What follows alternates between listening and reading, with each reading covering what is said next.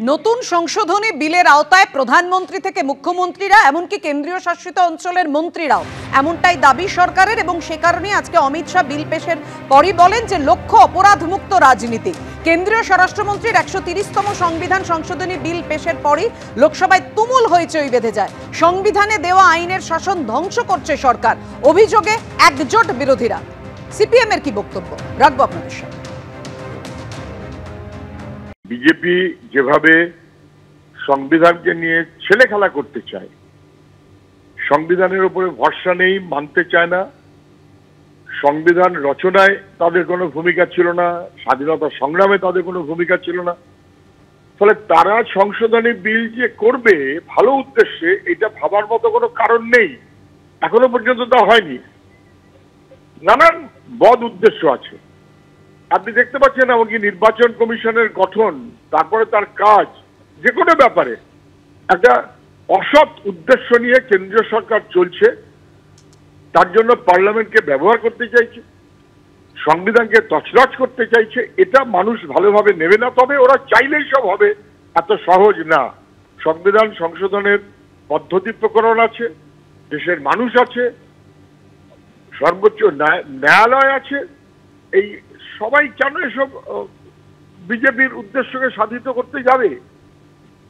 ভাবতে পারে, অত সহজ হবে বলে মনে হয় না।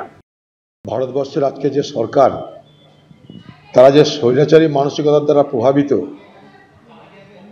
এই বিল আনার মধ্য দিয়ে তা আরেকবার প্রমাণিত হচ্ছে। এগুলো হচ্ছে ড্রাকোনিয়ান ল বলতে পারি আমরা,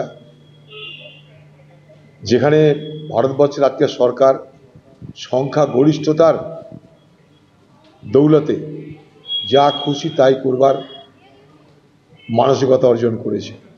কি প্রয়োজন হলো হঠাৎ ভারতবর্ষে যে এখনই এই আইনটা আনতে হলো, যখন সরকার জানে এই আইন এখন পাস হতে দেওয়া হবে না? See it as a completely draconian thing. It goes against everything. And to couch it as a measure which is being taken anti-corruption is just to pull a veil across the eyes of the people.